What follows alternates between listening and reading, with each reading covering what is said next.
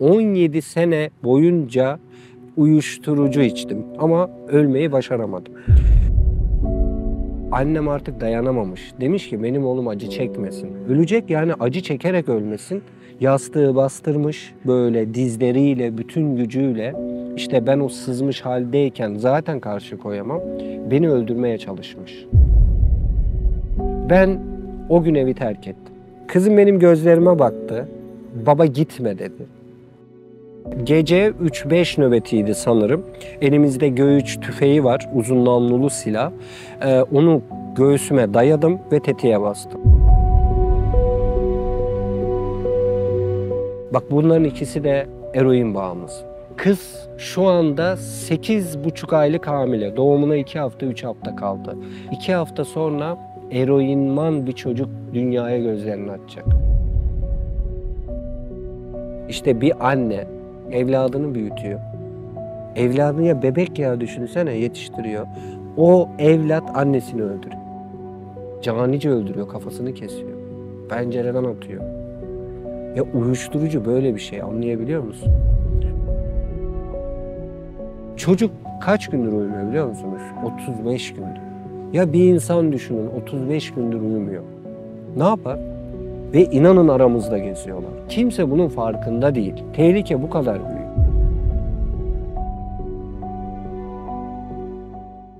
İstanbul Beykoz'da doğdum 1981 yılında. İsmimi babam koymuş, Yücel koymuş ismimi. O şeyi çok merak ediyorum. Babam ismimi Yücel koydu, yani Yücel, hani yücelsin diye mi acaba diye. Tabii bunları yaşayacağım bence babamın hiç aklına gelmemiştir. Orada da belli bir dönem yaşadıktan sonra Sultanahmet'te bir köşkte taşındık. Orada yaşamaya başladık. O Sultanahmet'teyken böyle mahalle kültüründe hani küfür bile bilmeden yetiştik diyebilirim. Ondan sonra babamın böyle biraz işlerinin bozulmasıyla birlikte Güngören'e taşındık. Oraya gittiğimde, yani düşünsenize köşkte oturuyoruz. Bir apartmanın bir dairesine girdik. Hiç unutmuyorum böyle. Kapıyı bir açtım. Karşıda bir tane kapı açıldı. Anneme dedim ki anne orada biri var. Oğlum dedi o da onların evi. Yani o kadar tuhafıma gitmişti ki küfür bile bilmezken hiç ömrümde duymadığım şeyleri orada duydum. Benim hayallerim vardı. İşte pilot olmak istiyordum, polis olmak istiyordum. Bu sefer işte nasıl iyi tesbih sallanır, nasıl iyi küfür edilir, eve nasıl daha çok geç gelinir, işte nasıl birisi daha çok kızdırılır, bunları öğrenmeye başladım. 18 yaşında anneme çok ısrar ettim. Yani bir araba alması için. 18 yaşında bir araba aldık. Ve o arabayla artık daha da özgürleştim. Her yere gitmeye başladım. İşte bu eski doğduğum yere, Beykoz'a geldim. Orada yeğenlerim falan vardı. O arabanın içerisinde sigara bile içmiyorken maalesef esrar içiyorlardı. Bir duman alıp birbirlerine veriyorlardı. Bana da verdiler. Bana süt çocuğu demesinler diye. Ben de biliyorum, ben de cesaretliyim havasıyla orada ilk dumanı aldım. O dumanı aldım ya, o kadar korkuyorum ki. Ondan sonra böyle bir ferahlık geldi. İşte uyuşturucu ya, uyuşuyor insan. Zihnim uyuştu. Böyle garip bir dünyanın içerisine girdim. Ondan sonra korkmamaya başladım. Ve kendime şunu söyledim. Hiç de korkulacak bir şey değilmiş bu. Kendimi kontrol ediyorum, ellerime bakıyorum, titremiyor, işte krize girmiyorum. Öyle bir şey zannediyorum uyuşturucuyu. Öyle bir şey olmadığını anladım. Dedim ki bak içmiyorum, işte bir şey olmuyor. Hep kendim bir daha içmeyeceğim. Böyle telkin ettim. Ondan sonra bir duman daha. Ve maalesef beynim bağımlı hale gelmeye başladı. Ama ben bunun hiçbir zaman farkına o süre zarfında varamadım. Kız arkadaşım bende bir değişiklikler olduğunu anlıyordu. Yani daha az vakit geçiriyoruz, arıyor, gitmiyorum. İşte hep yalan söylüyorum, abuk subuk insanlarla dolaşıyorum. Bana diyordu sende bir gariplik var diye. Neyse sonra öğrendi. Ondan sonra ben ona bir söz verdim. Dedim ki askere gidince bırakacağım. Askere gidince bırakacağım. Tek hayalim budur. Askere gidince bırakacağım. Neyse o gün geldi çattı. Ben askere gittim. İşte bizim zamanımızda askerlik 18 aydı. 18 aylık işte askere gidiyorum. Davullar, zurnalar, eğlenceler. Askere gittim. İşte hani insan böyle bir şeyi çok hayal ediyor, onun içine giriyor. Hani çok büyük anlamlar yüklüyor. O anlamları o an onun içinde öyle olmadığını görüyor. Askerde öyle bir hayal kırıklığına uğradım ki yani çok severek, isteyerek, gün sayarak gittim. Oraya gittiğimde üzerime öyle bir karanlık, öyle bir tuhaf bir hal çöktü ki. Yani öteki çocuklara, askerlere de bakıyorum. Bendeki olan o hal onların çoğunda yoktu.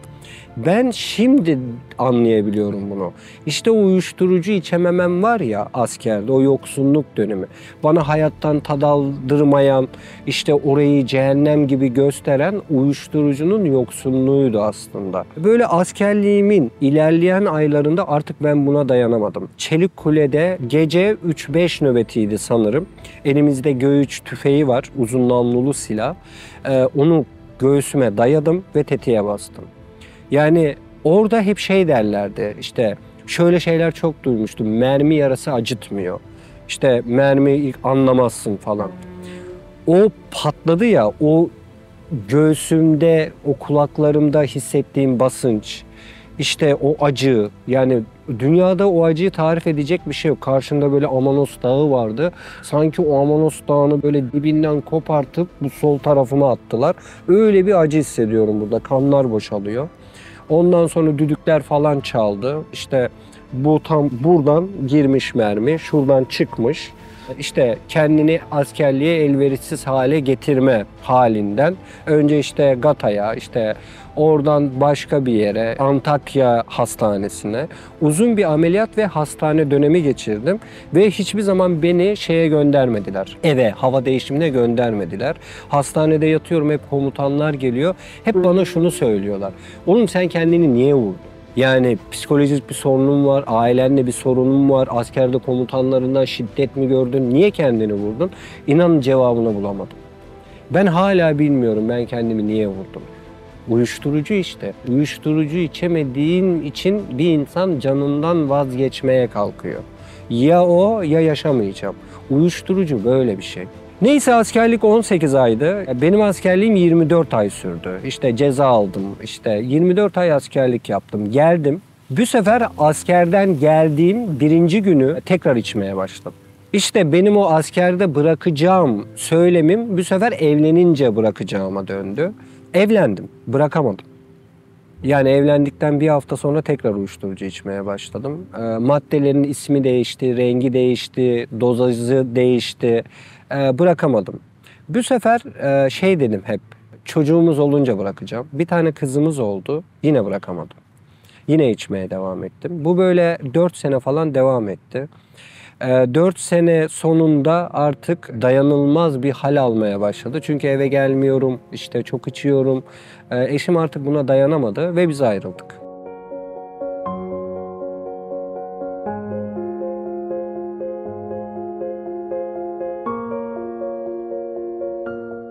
Ayrıldıktan sonra artık benim içmek için nedenlerim vardı. İşte ayrıldığım için içiyordum. Kızımı göremiyordum, onun için içiyordum. İşte işimi kaybetmek üzereydim, onun için içiyordum. Aslında bunların hepsini içtiğim için kaybettim. Ama denklemini hiçbir zaman yapamadım. Bu matematiği çözemedim yani. Belki çözdüm, belki anladım ama bırakamadım. Değişik hastanelere gittim, olmuyor. Yani o bana verdikleri ilaçlarla daha kötü oluyorum ben. İşte daha çok uyuşuyorum, daha çok elimi kaldıramıyorum, daha çok hayattan kopuyorum. Olmadı, bırakamadım. Yaklaşık bu böyle 17 sene sürdü. Yani 17 sene boyunca uyuşturucu içtim. Şöyle düşün, 17 yıl boyunca ben zehir içtim. Zehir ne? Sence ne zehir? Fare zehri. İşte değil mi? Böyle zehir dediğin zaman böyle şey. İşte inan 17 yıl boyunca ben bunları içtim. Yani hani insan zehri niye içer? Ölmek için. Bak uyuşturucu içen insanların %80'i ölmek için bunu içiyorlar artık. Kurtulamıyorlar çünkü. Bir kurtuluş olmadığını zannediyorlar. İşte dozajlarını, kullanım şekillerini değiştirerek o çocuklar ölmek için hep bir hamle yapıyorlar. Hep bir hamle yapıyorlar. Ben 17 yıl boyunca hep böyle hamleler yaptım ama ölmeyi başaramadım. Yani son 2 senem, 15 yıldan sonra ben artık eve geldim. Yani eve geldim dediğim her şeyimi kaybettim. Turizm şirketim vardı, araçlarım vardı, işte her şeyimi kaybettim. Annemin, babamın ve Down sendromlu bir kardeşim var. Onların evine geldik. Hiçbir şeyim yok, sıfırım. Onları da tüketmişim. Yani şöyle tüketmişim, her şey maddiyat değil. Hani ben burada anlatıyorum ya 17 yıl boyunca zehir içtim, fare zehiri içtim diye. Biz anlayamayız, erkeğiz ama annelerimizden anlamaya çalış. Şimdi bir anne düşün, evladı var, birileri geliyor, diyor ki evladın öldü. Değiştiriyorum bak, anne camda duruyor, böyle bir kalabalık geliyor. Anne biliyor oğlu tehlike altında, işte ölüm haberini bekliyor. İşte o kalabalık ona doğru yaklaşıyor. Anne, ben gördüm bunu biliyor musun? Anne camdan feryat ediyor. Gelmeyin, gelmeyin diyor. O kalabalık geliyor, oğlunun ölüm haberini verecek. Anne zaten biliyor, eli kalbinde yaşıyor. O kalabalık böyle üzerine, evlerine doğru yaklaştıkça anne gelmeyin, gelmeyin diye feryat ediyor. Bak, anne dediler ki evladın öldü. Bak, dünyadaki en büyük acı bu değil mi? Allah anneye vermiş. Evlat acısı. Ben sana bir şey söyleyeyim mi? Daha büyüğü var. Hani uyuşturucu ne? Zehir. Zehir işte. Bir anneyi düşün. Evladı her gün zehir içiyor. Bir gün değil, bir yıl değil, 10 yıl değil, 17 yıl. Ve anne her gün bunu görüyor. Ben diyorum ya, ailemi de bitirmiştim. Maddi olarak doğru. Bitiyor da bir de şu manevi olarak bitmeyi hayal edebiliyor musun? Bir anne oğlunun, işte kızının neyse her gün zehir içtiğini görüyor ve müdahale edemiyor ona. Yardım edemiyor, hastaneye götüremiyor, götürse de fayda etmiyor, çıkıyor yine zehir içiyor. Yani anne evladının her gün o acıyı yaşatıyorsun anneye. Ben eve geldim. Ailemle birlikte yaşamaya başladım. İşte o zaman param da kalmamıştı. Bonzai o zaman çok vardı ve çok ucuzdu. Ben evde bonzai içmeye başladım. Bonzai içiyorsun ya, yoksun. Yani bir duman alıyorsun, ölüyorsun yani, anladın mı? İşte bayılıyorsun, kusuyorsun, çırpınıyorsun, kendinden geçiyorsun. Hani Kurban Bayramı'nda hayvanı keserler, çırpınır ya böyle, öyle çırpınıyorsun. Ve anneye bunu izletiyorsun. Annem buna dayanamamış. Bir gece benim odamın kapısında hep annem beklerdi. Hani kendini yakmasın, işte bayılıyorsun ya böyle, bir şey olmasın diye. Bir gün bir uyandım, sızmışım yine, ayıldım, babam bekliyor. Bir terslik olduğunu anladım. Babama dedim ki hani annem nerede, ne oluyor? Oğlum dedi, sen farkında değil misin? Neyim dedim baba? Oğlum dedi, sen dedi farkında değil misin? Annen seni öldürüyordu. Değilim. Oğlum farkında değil misin dedi. Sen bizi öldürüyorsun, kendini öldürüyorsun. Babam anlatmaya başladı. O annem artık dayanamamış. Demiş ki benim oğlum acı çekmesin. Ölecek, yani acı çekerek ölmesin. Acısına son vereyim. Bak, bir anneyi düşün. Benim annem kahraman. Beni öldürmeye çalıştı ama beni kurtarmak için beni öldürmeye çalıştı. Anlayabiliyor musun? Yastığı bastırmış böyle dizleriyle, bütün gücüyle. İşte ben o sızmış haldeyken zaten karşı koyamam. Beni öldürmeye çalışmış. Ama öldürememiş. Allah öldürtmemiş. Babam işte oradan geçerken görmüş. Babam yastığı bir kaldırdım diyor, mosmordum diyor. Ölmemişim. Allah öldürmemiş.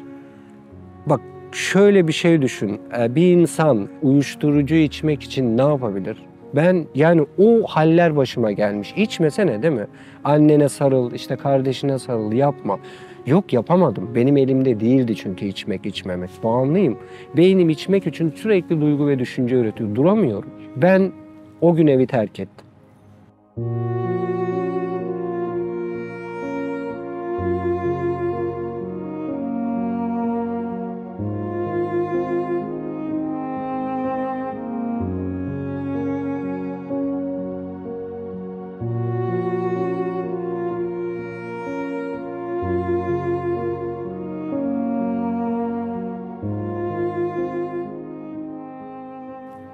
Yani evsizler görüyordum böyle. Hani evsiz diyorsun ya.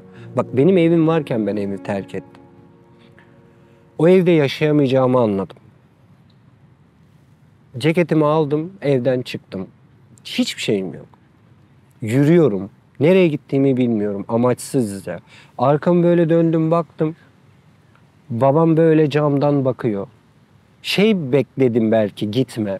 Hani gitme dese belki yine giderdim. Giderdim ama hani babam camda bakıyordu. O kafamı çevirdim ve yürümeye başladım. O günden sonra Bakırköy Devlet Hastanesi'nin bahçesine gittim. Yani orası aklıma geldi. Hani gece acil 24 saat hani böyle karanlık kuytu bir yere gidemezdim. Oraya gittim. Orada yaşamaya başladım. Sokakta yaşamak meziyet gerektirir. Yani sokakta herkes yaşayamaz. Sokağa bilmek zorundasın. Kurallarını bilmek zorundasın. Yani ben hiçbir şey bilmiyorken orada yaşamaya çalıştım. 2 gün falan hiçbir şey yiyemedim. Şöyle bir şey söyleyeyim. Bu dünyada insan hani şunun hakkını yer, bunun hakkını yer ya. Şimdi böyle köpekler olur sokak çocuklarının yanında. Benim bir köpeğim vardı. Yani ben utanıyordum, hani sokakta yaşıyorsun, ya hırsızlık yapacaksın ya insanlardan bir şey isteyeceksin, bir şey yapmak zorundasın. Yani ben utanıyordum, kimseden bir şey istemiyordum. Hırsızlık da yapamıyordum. Bilmiyorum ki yapmayı. Bilsem yaparım yani. Köpek böyle park böyle işte o Bakırköy Devlet Hastanesi'nde var. İnsanlar oturuyor, büfeler var. İşte insanlar oradan yemek falan alıyor, yiyorlar. İşte ben o köpekle böyle elimde bir poşet var. Köpeğe yemek alıyormuşum edasında. Yani zihnimden üstüm başım millet anlıyordur da zihnim o yani. İşte anlamasınlar hani köpek yiyecek diye onların yemediklerini alıp poşete koyup işte Çamlık diye bir yer vardı. Oraya gidiyorduk. İşte açıyorduk köpeğimle.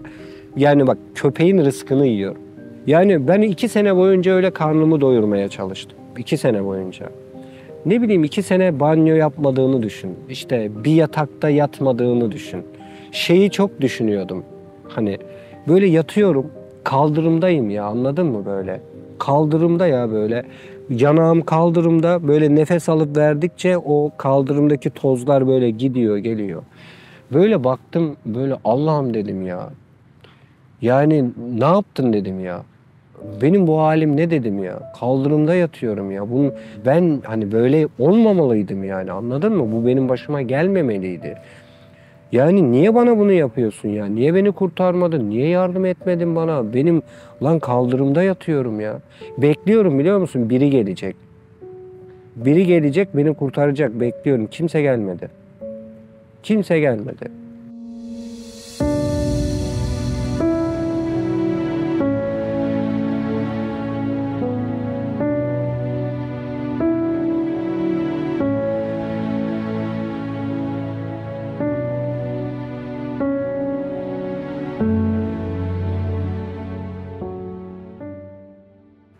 Yani olmuyor, baktım kurtulamıyorum yani. Hani diyorlar ya ölüm nimet. Harbiden ölüm nimet. Yani öyle yaşanmıyor, anladın mı? Sabah kış 5, güvenlikler kovuyor hastanenin acilinden. Çıkın dışarı diyor. Yani saat 4-5'te kışın inan dışarısı çok soğuk oluyor. Hani adam evinden çıkmıştır, arabasına biniyordur, metrobüse binecektir, Tamam, o belli bir süreyi atlatır ama hep dışarıda yaşamak, o akşam yağmur yağmış, ıslanmışsın zaten. Kuruyacak bir yer yok. Üstünü de çorabın vıcık vıcık. Bir de saat 5'te sokaktasın. Düşünebiliyor musun? Yani bir insan bu kadar şey yaşamamalı. Bunun için yaşamamalı yani, anladın mı? Savaş olur. Ne bileyim bir şey olur ya, bir şeyin bedeli olur bu. Bu ne ya? Bir şey, bir duman, 2 duman alıyorsun. Her şeyini esir ediyorsun. Anneni, babanı, işte kardeşini. Benim babam 2 sene hocamdan bakmış, biliyor musun? Gelir demiş benim oğlum. Gidemedim. Nasıl gideyim? Hani kendimi öldüreyim, tamam. Annemi öldürüyor. Annem beni öldürmeye çalışıyor. Nasıl gideyim? Yapamadım. Sokakta kaldığımın yaklaşık 1,5 senesi falandı. O hastaneden kovdukları zaman metrobüslere giderdim. Annemlerin evi Merter'de, Zeytinburnu durağı var. Böyle orada bir üst geçit var. İşte ben sokakta kalıyorum yani, anladın mı? Köprüde oraya geçiyorum, buraya geçiyorum. Abi öyle şey yaparken Yücel diye bir ses duydum. Annemin sesi. Beni gördü abi annem o halde. Üstüm başım perişan. 1,5 senedir eve gitmiyorum. Anneme baktım, böyle bir anda böyle annem yani nasıl bir hızla geldi, nasıl geldi? Ya annem yanıma geldi. Başladı ağlamaya, feryat ediyor. Oğlum sen neredesin? Biz seni arıyoruz. Baban seni bekliyor, camdan hiç ayrılmıyor. O böyle köprünün orada bir park var abi. Oraya oturduk böyle bir banka. Annem işte beni öpüyor, sarılıyor. Leş gibiyim abi. Yani üstüm, başım, saçım, sakalım leş gibiyim. O an böyle annemi kirlettiğimi hissettim. Böyle annemden uzaklaştım. Anne dedim ben işte çalışıyorum. İşte ne bileyim iş buldum. Yeni oğlum dedi senin bu halinle ne iş bulması ne çalış. Yalan söylüyorum ama halimin yalan söyleyecek hali de yok yani. O an annem beni bulmanın hem sevinci hem işte üzüntü ama ben şeyi çok iyi biliyordum. Ben eve gidemem. Yani o halde nasıl gideyim? Ne farkım var ki? Daha kötü haldeyim. Ben zaten anneme, babama, kardeşime zarar vermemek için o evden çıktım. Anneme söyledim. Anne dedim. Yani ben gelemem dedim. Yapamam dedim. O annemin bana bakışı, o güçsüzlüğü, işte o bir şey yapamaması böyle buramdan tutuyor. Kaçacağım yani anladın mı? Hissediyor böyle bırakmam diyor. Feryat ediyor bırakmam. Anne diyorum bak sus. Giderim yani anladın mı? Biraz oturalım, konuşalım. Ben yine geleceğim. Öyle yapacağım, böyle yapacağım. Hani ben sana diyorum ya bir insan bunu yaşamamalı diye. İnsanı ben kendim olarak söylemiyorum. Bir anne bunu yaşamamalı. Düşünsene ya evladın yok. 1,5 sene harap halde bulmuşsun ve yine gidecek ve hiçbir şey yapamıyorsun. Çaresizlik işte. Bir insan bunu yaşamamalı. Gerçekten yaşamamalı. Bir anne özellikle bunu yaşamamalı. Bak ben size bir şey söyleyeyim mi? En çok acıyı anneler çekiyor. Uyuşturucu içiyorum zaten bak adı üzerinde uyuşturucu. Uyuşuyorsun. Çoğu şeyin farkında değilsin. O anne canlı kanlı olarak bu acıları yaşıyor. Yani böyle anlatıyorum ya bir insan normal haliyle bunlara dayanamaz. İnan dayanamaz. Dışarıdan o uyuşturucu falan verilmese, almasa dayanamaz. Bak anne işte kanlı canlı bunları yaşıyor. Her gün gözünün önünde evladı ölüyor. Sokakta yaşarken benim sokakta daha çok birlikte takıldığım bir tane sokak çocuğu vardı. Yusuf. Gerçi sokak çocuğu diyoruz da bence sokaklar çocuk doğurmaz. Onlar bizim çocuklarımız. Neyse Yusuf'un köpeği vardı. Benim de köpeğim vardı. Şimdi bu hastanenin bahçesinde, Bakırköy Devlet Hastanesi'nin bahçesinde böyle bir belediye arabası geldi. Yusuf, ben böyle duruyoruz. Çamlık gibi bir yer var. 2 tane de köpek orada. Şimdi belediye arabası geldi. Tabii hastane orası köpek falan çok doğru olmuyor. Köpeği almaya gelmişler abi. Yusuf böyle adamları indi ellerinde şeyler var. Yusuf anladı.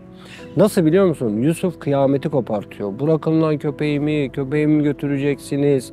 Hiç unutmuyorum. O böyle şoför kısmından bir tane abi geldi. Yusuf'un şöyle omzundan tuttu. Oğlum dedi sakin ol. Bak dedi biz senin köpeğini alacağız. Barınağa götüreceğiz. Barınak ne dedi abi? Ev dedi. Yani köpeğin evi olacak. İşte aşısını vurduracağız. Düzenli yemek yiyecek. Orada dedi daha iyi olacak. Abi götürün abi dedi o zaman. Bak herkes vermez ha köpeğini.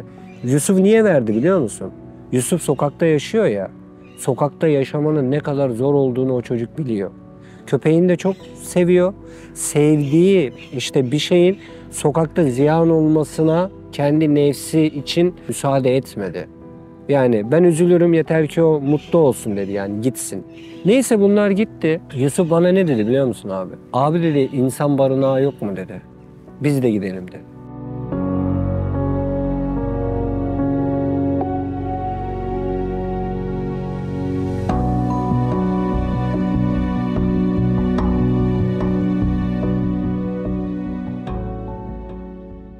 Abi ben yağmuru çok severim.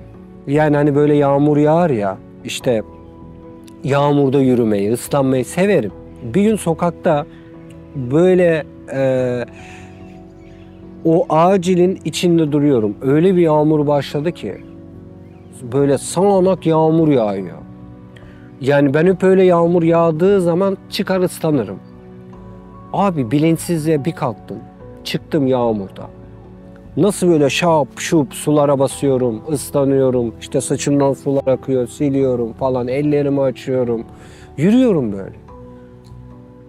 O hallerde hani ıslanırım, sırılsıklam olurum. Giderim işte duş alırım, üstümü değiştiririm. İşte battaniyenin altına girerim. Annem sıcak bir çay getirir. Eve gidiyorum. Sonra böyle bir kendime geldim. Lan dedim benim evim yok ki. Nereye gidiyorum ben? Niye ıslandım? Sırılsıklamım. Yani her yerim ıslak. Sonra orada yaşadığım o duygu var ya o çaresizlik ne diye soruyorlar ya. Çaresizliğin tanımı bence o. Yani o anda benim o hissettiklerim, sırılsıklamım, o sıcaklığı hayal ederken öyle bir sıcaklığın asla olamayacağını düşünmek.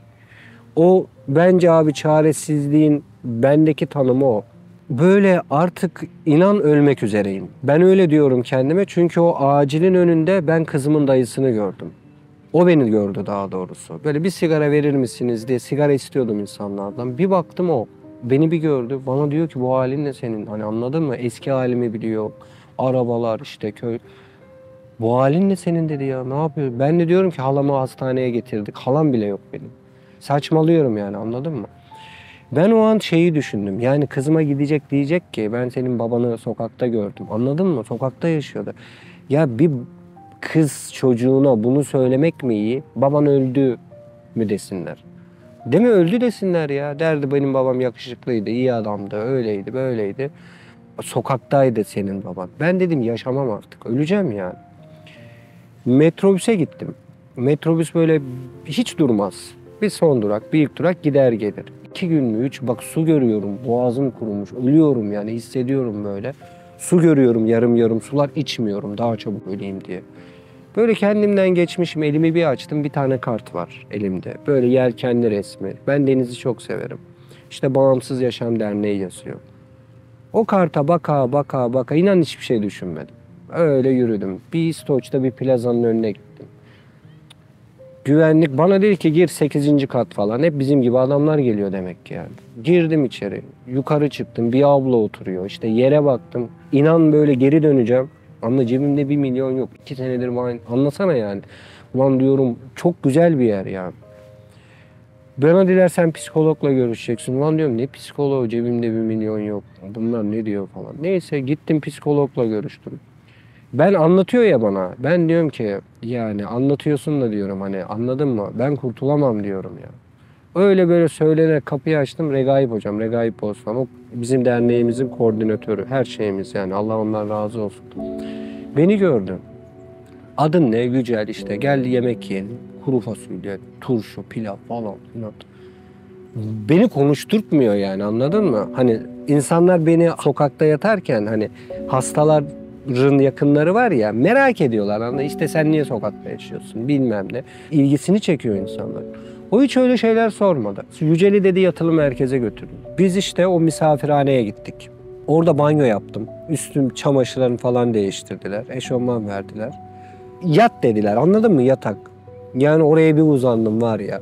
Abi yatak ne kadar değerli bir şey biliyor musun? Yani hangimiz farkındayız?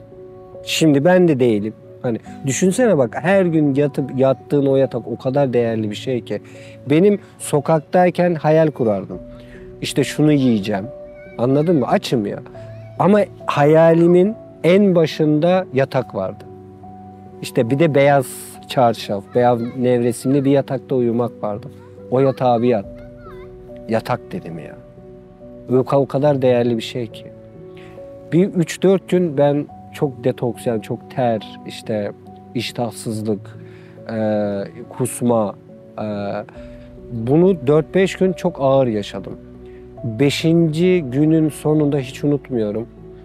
Bir çorba içtim. Mercimek çorbası. Yani o çorbanın tadı, dumanı, buharı, kokusu.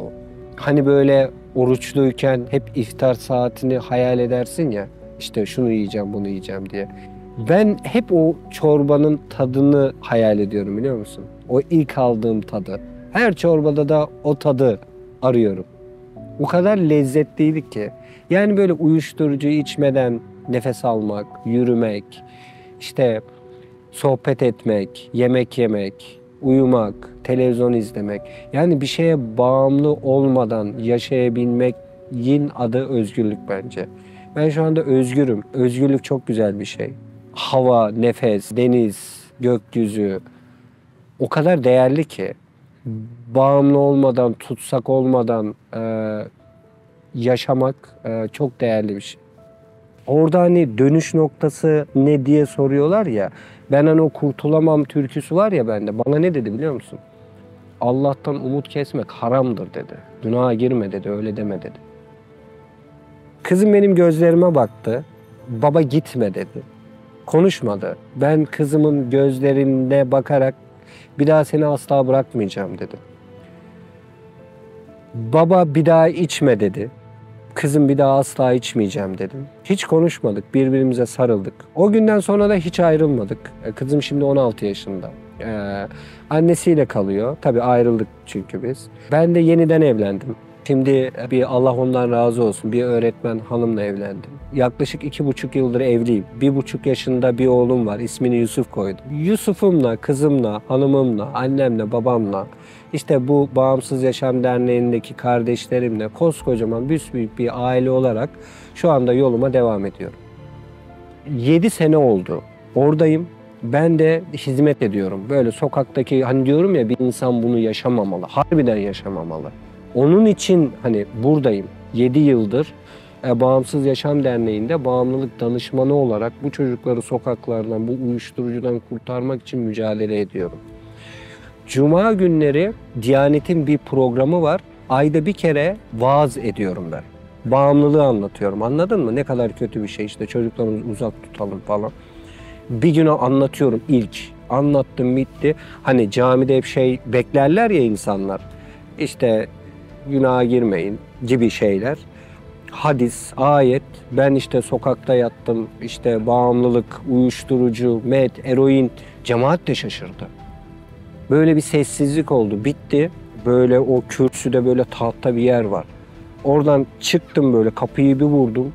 Ya vurdum dediğim kapattım yani o tahta böyle tak diye bir ses geldi böyle. Ama o caminin ne ambiyansı mı?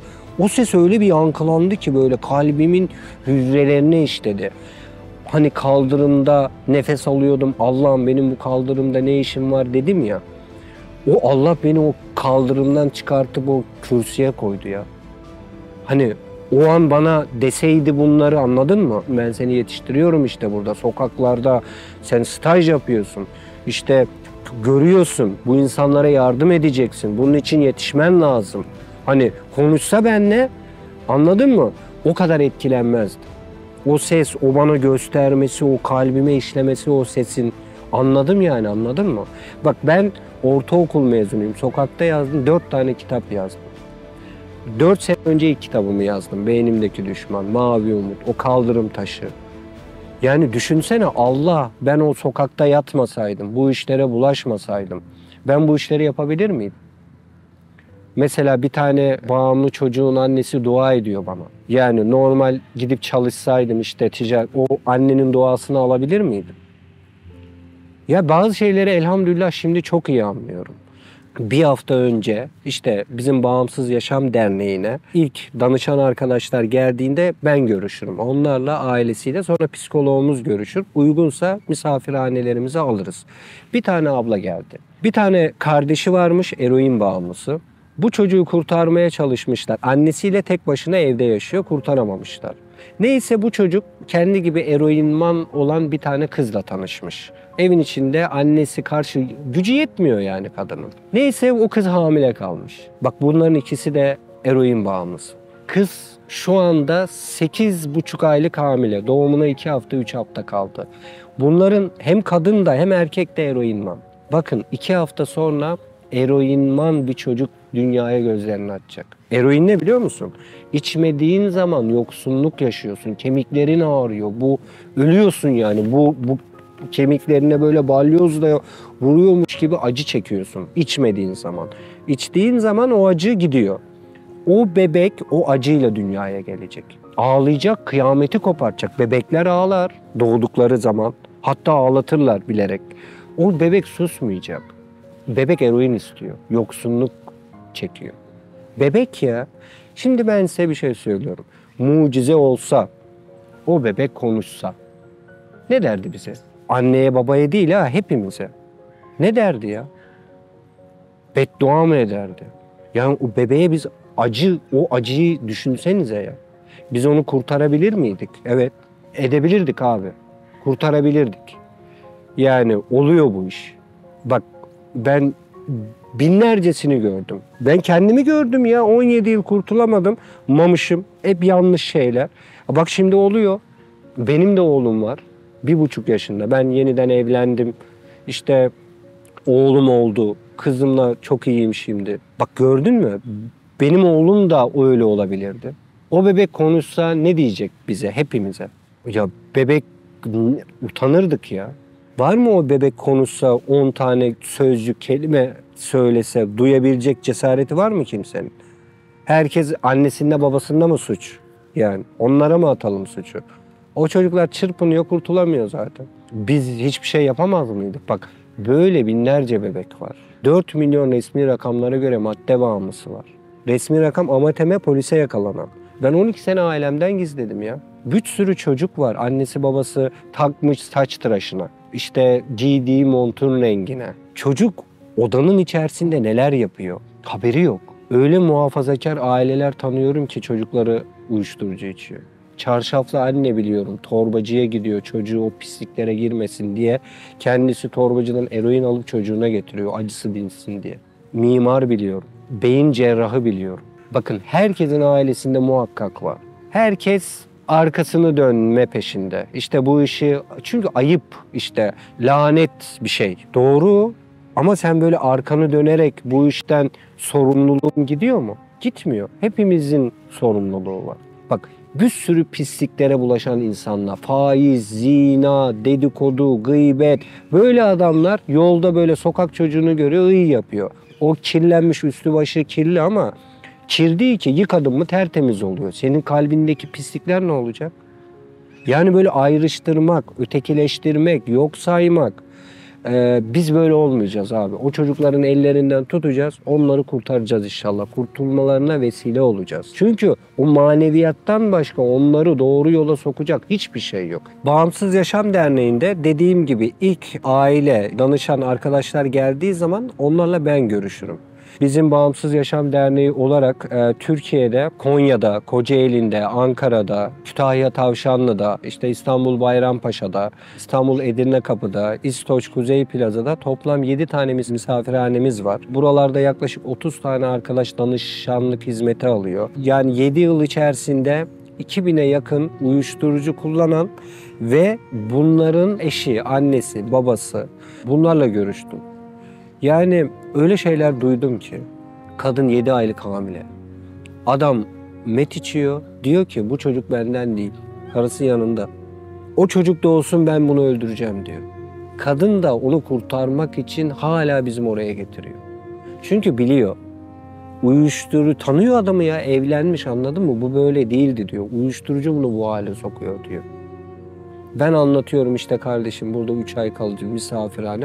O bana öyle şeyler anlatıyor ki. Kadın onu ne niyetle getirmiş, onun dünyasına bak. Kadın da bunu çok iyi biliyor. İşte bir anne evladını büyütüyor. Evladını ya bebek ya düşünsene, yetiştiriyor. O evlat annesini öldürüyor. Anneyi öldürmeye teşebbüs ediyor. İşte canice öldürüyor, kafasını kesiyor. Pencereden atıyor. Ya uyuşturucu böyle bir şey, anlayabiliyor musun? Bir tane baba böyle sırtı bükülmüş, sabah 9-9:30 sıralarında geldi. Yanında oğlu. Oğlu eroin kullanıyor. Adam bir fabrikada 38 yıl aşçılık yapmış. Ben diyor evlatlarıma haram yedirmedim. Bunun bir tane kızı var, eşi var. Bir de bu çocuk var, bir de bu var. Bak çocuğa bir bak, inan var ya, yüzüne bakmaya kıyamazsın. Masum, böyle ne bileyim, acayip bir çocuktu, onu hiç unutamıyorum. Şimdi bu adam emekli olmuş. Oğlunun eroin bağımlısı olduğunu öğrenmiş. Emekli maaşına kredi çekmiş, evini satmış, kiralık bir eve geçmişler. Ne yapmış, ne etmiş, oğlunu kurtaramamış. Bizim oraya geldiler. Gel dedim, bir çay söyledim. Çocuğun zaten konuşacak hali yok. Babası anlatmaya başladı. Ben dedi dün gece oğlum çok acı çekti. Ben dedi eroin parası oğluma bulamadım. Bak, adamın karısı ve kızı onları terk etmiş. Terk etmiş dediğim, yani demiş bu artık kurtulamıyor, bize de zarar veriyor. Biz artık onunla yaşamak istemiyoruz, biz gidiyoruz, geliyor musun? Adam demiş ki ben oğlumu nasıl bırakayım? Gidin, evdeki eşyaları da alın, bize bir çekyat bırakın. Kiralık evde 2 ayda kira borcu birikmiş, bir tane çekyat var. Adam emekli maaşının çoğuna kredi çekmiş zaten. Adam çorap satıyor sanayilerde. Ben diyor dün çorap satamadım diyor. Oğluma eroin götüremedim diyor. Oğlum sabaha kadar kıvrandı diyor. Allah rızası için oğlumu kurtarın diyor. Ben oğluma haram yedirmedim. Ben biliyorum diyor. Benim oğlum iyi bir insan diyor. Bulaşmış yani çocuk, anladın mı? Çırpınıyor, kurtulmak istiyor. İçemediği zaman kemikleri ağrıyor. Kurtulamıyor. Dedim tamam, biz alalım misafirhaneye çocuğu. Abi diyorum sen git. Ben diyor burada bekleyeceğim. Ya abi burada senin bir işin yok, git. Tamam diyor, ben o zaman akşam gelirim. Ben diyorum ne yapacaksın akşam gelip? İşte oğlumu götürürüm. O zannediyor ki akşama kadar duracak. Ben diyor oğlumu sırtımda taşırım. Akşama kadar çorap satarım. Ya bir babanın yaşadıklarına bak abi. O baba beni çok etkilemişti. Abi şimdi uyuşturucular maalesef ki tasarlanarak üretiliyor. Yani tasarım uyuşturucular var. Bir dönem bonsai vardı. Bonsai işte bundan 10 yıl önce hemen hemen her gün haberlerde karşımıza çıkardı. Onu da geçelim. Yolda yürürken parklarda, banklarda böyle bonsai etkisine sızan arkadaşları görürdük. Şimdi dönem öyle bir dönem haline geldi ki bunun bu kadar basında yer alması, bu kadar her yerde görünür olması, bu uyuşturucuyu satanlar, üretenler çok büyük operasyonlar yediler. Ve artık bence tasarlayarak başka bir uyuşturucu üretmeye karar verdiler. Şimdi metamfetamin dediğimiz uyuşturucu İran'da bilim adamlarının geliştirdiği bir uyuşturucu. İran'da uyuşturucu içmenin cezası idam. Yakalanırsan idam edilirsiniz. Orada öyle bir uyuşturucu üretmişler ki bunun kökeni ta Almanya'dan geliyor da burada geliştirmişler. Bunun adı metamfetamin. Kısa adıyla met. Abi met içen adam uyumuyor. Meti içiyor, 10 gün, 1 ay, 5 gün, 20 gün uyumuyor. Ve uzaktan bakıldığında, ilk kullanım başlandığında içen kişiyi içmeyen kişiden ayırt edemiyorsun. Normal yürüyor, çalışıyor, konuşuyor, sızmıyor. Bir sarhoşluk belirtisi yok. Bu uyuşturucu maalesef 6-7 yıldır bizim ülkemize girdi. Bu sınır bölgelerinden önceden uyuşturucu hani en çok kullanım işte büyük şehirlerde olurdu. İstanbul, Antalya, Adana gibi. Ama şimdi iş öyle bir hal aldı ki yani Kars'ın ucra köylerinden, Trabzon'un o dağ köylerinden bize danışanlar geliyor. Ya diyoruz ki oralarda da mı bu var? Abi diyor köyde içmeyen yok. Köyde içmeyen yok. Bu uyuşturucu öyle tehlikeli bir şey ki içen insan paranoyak ve şizofreni halini alıyor. Yani nasıl? Onu içtiği zaman artık farklı bir dünyaya, farklı bir algıya giriyor ve olmayan şeyleri olmuş gibi görüyor. Karım beni aldatıyor diyor. Beni takip ediyorlar diyor. Beni izliyorlar diyor. Cep telefonundan takip edildiğini düşünüyor. Kimlik kartındaki çipler var ya, bu çiplerden kendisinin takip edildiğini söylüyor. Evinin duvarlarını kazıyor. Burada diyor işte bir şeyler var, burada beni takip ediyorlar. Bizim evimize Metaverse var ya, bu yeni. İşte onunla işte birilerini ışınlıyorlar, bizi takip ediyorlar. Evinin balkonuna, çatısına çıkıp dronlarla takip edildiğini düşünenler. Olmayan bir kendine arkadaş bulup odanın içerisinde onunla arkadaşlık edenler. Bize Afganistan'da, Türkiye'de yaşayan bir tane danışan geldi. Çocuk kaç gündür uyumuyor biliyor musunuz? 35 gündür. Ya bir insan düşünün 35 gündür uyumuyor. Ne yapar? Bunun Rusya'da mı ne bir yerde araştırmasını yapmışlar. Bir insanları bir laboratuvara koymuşlar ve onların uyumalarına engel olarak gözetlemeye başlamışlar. 8. günde bu insanlar birbirlerini öldürmeye başlamışlar. 8. günde. Ya bu adamlar 30 gün uyumuyor, 20 gün uyumuyorlar ve inanın aramızda geziyorlar. Bakın herkesin ailesinde muhakkak var. Herkesin binasında var, herkesin sokağında var. Yani biz bunlarla iç içe yaşıyoruz ve kimse bunun farkında değil. Göz göze temas ediyoruz, alışveriş yapıyoruz, arabalarına biniyoruz. İnanın var ve bu adamlar sesler duyuyorlar. Bak ben şimdi konuşuyorum ya, beni görüyorsunuz. Konuşuyorum, aynı böyle konuşuyorlar. Mimiklerini görüyorlar. Ve böyle hayatlarını devam ettirmeye çalışıyorlar. Bakın çok canice haberler almaya başlayacağız. Almaya başladık da. Bu iş daha da büyüyecek. Çünkü bu adamlar uyumuyorlar. Zombi, hani zombi filmleri var ya, kanlı, canlı, 1 sene, 2 sene değil yaşamaya başlayacağız biz bunları. Tehlike bu kadar büyük. Yani bunun çaresi var. Tedavi olmak için rızası varsa biz misafirhanelerimize alırız. Bizde program başlar. Günlük programı anlatayım size. 8.30'da kahvaltı var. 9'a kadar sürer. 9 ile 10 arası kitap okuma saati var. 9 ile 10 arası 1 saat kitap okuyor. Mesela ben ortaokul mezunuyum. Bu 9 ile 10 arası bu yenilenme merkezinde bu alışkanlığım sayesinde 4 tane kitap yazdım. Okumayı sevdiğimi ben bilmiyormuşum. Orada bu okuma saatinde ben bunu anladım. 10 ile 12 arası psikoloğumuz samba, sigara, alkol, madde bağımlılığıyla ilgili grup halinde terapi yapar. Ondan sonra öğle yemeği. Sonra ezan okunur. Bence en önemlisi de bu işte. Yani ezan okunması mı en önemli? Değil. O ezanı çocuk hep duyuyor. Çocuk abdest almayı bilmiyor ki. Öğretmemişler. Hadi öğretseler bile öyle bir şeyi yok. Niye? Çocuk akıl baki değilken uyuşturucuya bulaşmış. Kullanım yaşlarına bakalım 13, 14, 15. Bu dönemlerde çocuk uyuşturucuya başlamış ve bundan sonraki hayatını böyle yaşıyor olmuş. Manevi olarak hiçbir şey almamış. Öyle bir aç ki bu çocuklar. İşte orada önce abdest almayı, ondan sonra işte dua okumayı, sonra namaz kılmayı, ondan sonra namaz bittikten sonra Üstad Bediüzzaman Hazretleri. O güzel sözleriydi. Biz onlara öyle diyoruz. Güzel sözleri. Bunları duymaya başlıyorlar. Bu eğitimimiz saat 2'ye kadar sürüyor. Şunu unutmayın. Madde içen bir insan maddeyi bıraktıktan sonra şu dünyadaki hiçbir şeyden tat, keyif ve haz almaz. Hep içine kapanıp depresif bir halde yaşar. Mutsuz olur.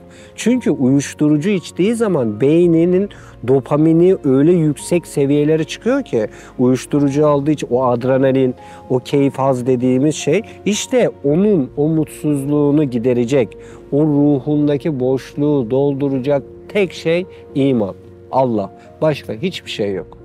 Bu çocuk maddeden manaya geçiş yaptığı zaman işte gerçek arınma, gerçek tazelenme başlıyor.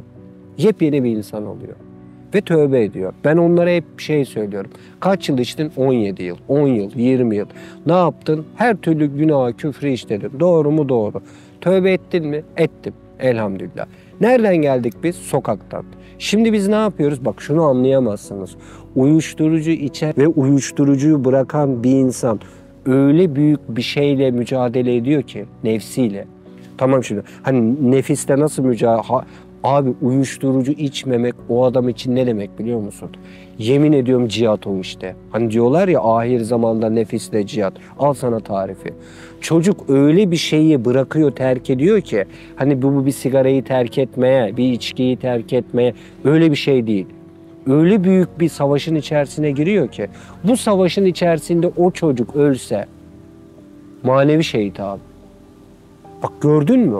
Günahlardan, sokaklardan Allah seni alıyor, nereye getiriyor? Biz çocuğa bunu anlatıyoruz. Motivasyon kazanıyor. Ulan diyor Allah'a bak diyor, bana ne yaptı diyor. Ne haldeydim beni ne hale soktu. Ve bundan sonra bu dünyasını kurtarıyor ve ahiretini de kurtaracak. Bunun o motivasyonu var ya, onun iyileşmesinin temeli işte.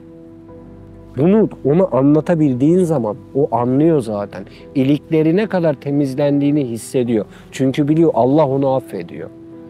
Utanıyor çocuk. Sokakta yatmış, hırsızlık yapmış, milletin canını yakmış, anasına babasına zarar vermiş. Ama Allah affediyor'yu biliyor ya, anlıyor ya. O zaman işte o onun böyle ruhuna işliyor abi. Ondan sonra bak kötü insan nasıl olur o biliyor. Onu terk edip iyi insan olmayı seçiyor. İyi insanın tarifi de budur zaten. Kötülüğü bilmek, bunu yapmamak, iyi insan olmayı seçmek. Bu maddenin yerini mana alıyor ve bu çocuk artık tazelenmeye, yenilenmeye başlıyor. Bunun dışında sonra sosyal aktiviteler, spor, voleybol maçları, halı saha maçları, kendi kişisel gelişimine uygun. Biz onlara diyoruz ki bir şey üretin. Ya hocam ne üretelim? Oğlum diyorum ben kitap yazdım.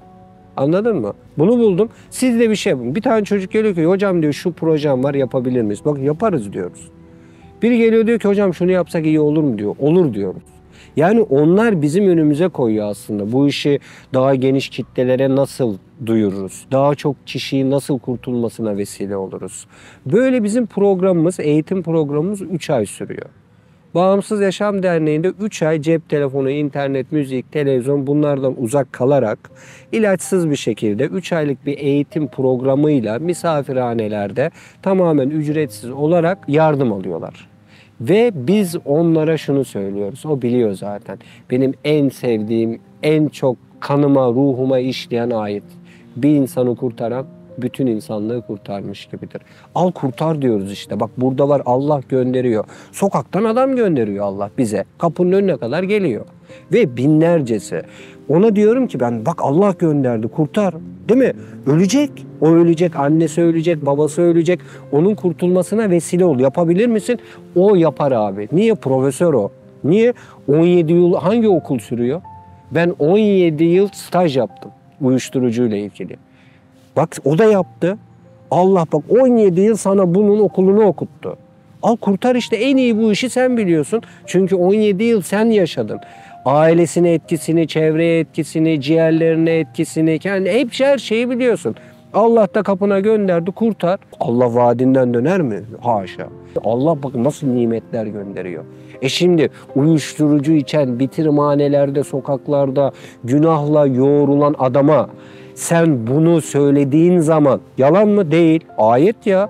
Adam da buna iman etmiş. O adamı sen kötülükten, o pislikten, uyuşturucudan kurtaramaz mısın? %78 başarı oranımız var. Bu maddenin yerini mana aldığı zaman bu iş oluyor abi. Türkiye'de yaklaşık 8 milyon madde bağımlısı var. Bunlara bizim ulaşmamız lazım. Ulaşıyoruz da daha çok insana vesile olmamız lazım. Bu benim işim, senin işin, onun işi. Hani ilk başta söyledim ya, o bebek konuşsa ne der diye. O bebek konuşsa ona vereceğimiz cevabımızın olması için hepimizin artık bir şeyler yapması lazım. Ben bebeğe derim. Kardeşim derim, bak ben mücadele ediyorum, uğraşıyorum derim. İşte yardım etmeyen ne diyecek? Bu çocuklar sokaklarda yatıyor. İmanı üstad diyor, imanı kurtarmaktır diyor. Esas olan çocuklar imansız ölüyorlar. Tuvaletlerde, metruk binalarda, inşaatlarda ölüyorlar ya. Annesinin kafasını kesiyor ya adam. Adam intihar ediyor. Niye? Uyuşturucu, zehir mi abi? Zehir. İçiyor, ölüyor. Ne oldu o çocuk? İmansız gitti, Allah bilir de. Al işte intihar etti. Abi imanı kurtarmaktır asıl olan.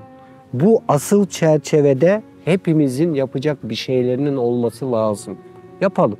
3 aylık bu eğitim programında biz sadece uyuşturucu kullanan bireyle çalışmıyoruz. Her cumartesi günü psikologlarımız aileye de eğitim veriyorlar. Online olarak Zoom üzerinden. Yani çocuk burada detoks olurken, yenilenirken bağımlılıkla ilgili aile birçok yanlışlıklar yapıyor. Evlendireyim seni diyor, kurtulur. Yani çocuk hasta, yani kanser hastasını evlendirsen iyileşir mi? Yok. Bu sefer ne oluyor? Sorun bir çocuk, bir de o kızcağızın da başı yanıyor. Bir de çocuk dünyaya geliyor. Yani aileler bu başlık altında birçok yanlışlık yapıyor. Bağımlı birey burada detoks olurken ailelere de haftada bir gün psikologlar tarafından eğitim programı yapıyoruz. Onları da bilinçlendiriyoruz. Yani bu yenilenme süreci sadece bir şeyle olmuyor. Bak bir sürü şey anlattım. Maneviyat var, psikolog var, akademi var, sosyal etkinlikler ve aile var. Bak gördün mü? Bir sürü saç ayağı var. Hepsini de doğru temas ettiğin zaman işte başarı %74 oluyor. Şöyle söyleyeyim, hayalhanemi takip ediyorum, çok da beğeniyorum. Biz şunu gördük Bağımsız Yaşam Derneği olarak. Bize Avustralya'dan hasta geldi. Avustralya'dan. Yani Avustralya var. Çocuğa dedim nasıl geldin? Abi dedi işte 19 saat uçak yolculuğu yaptım. Şimdi biz Avustralya'daki bir tane çocuğun kurtulmasına vesile olmuşuz. Nasıl? Sosyal medyayla. İşte hayalhanem Türkiye'de, dünyada, Avrupa'da bunun çok iyi başaran, bize ve herkese örnek olan bir kanal. Bak ben şimdi konuşuyorum değil mi? Beni Amerika'da, Afrika'da, Avustralya'da insanlar izleyecek. Ve bir insan bile kurtulsa hayalhanem buna vesile olacak. Yani yaptığınız iş o kadar önemli ve o kadar bu hizmet o kadar Allah katında da o kadar değerli ki Allah hepinizden razı olsun. Allah yolunuzu, ufkunuzu açık etsin inşallah.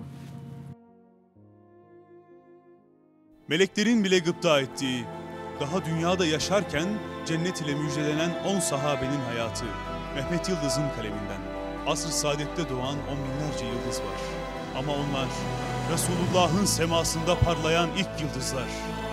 Sıddıkiyet makamının sahibi Hazreti Ebubekir, adaletiyle bütün insanlığa örnek şahsiyet Hazreti Ömer, iki nur sahibi, meleklerin bile haya ettiği insan Hazreti Osman, İlim şehrinin kapısı, savaş meydanlarının güneşi Hazreti Ali. İşte onlar daha dünyada yaşarken cennet ile müjdelendiler. Sa'd bin Ebi Vakkas, Ebu Ubeyde bin Cerrah, Abdurrahman bin Avf, Talha bin Ubeydullah, Zübeyir bin Avvam, Said bin Zeyd. Bu güzide sahabelerin hayatlarını okurken sanki cennetle müjdelenen onlar değilmiş gibi sürekli cehennemden kaçan hayatları daha yakından göreceksiniz.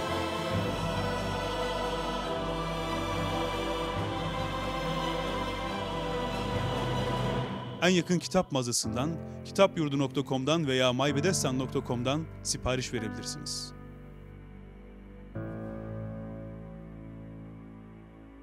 Gezegenler bile bir aradayken, tek olduğunu düşünüyorsan koskoca evrende, bu kanal tam sana göre. Bu video YouTube kazanında kaybolmadan, senin gibi başkalarına da ulaşabilmesi için desteğe ihtiyacı var. Her abone, bir kırgın yüreğe daha ulaşmayı sağlayacak. Beğen, abone ol ve yorum yapmayı da unutma. Siz de Hayalhanem İstanbul ve diğer tüm projelerimize destek olmak için buradaki linke tıklayarak online bağışta bulunabilir veya aşağıdaki iletişim numaralarından bizlere ulaşabilirsiniz.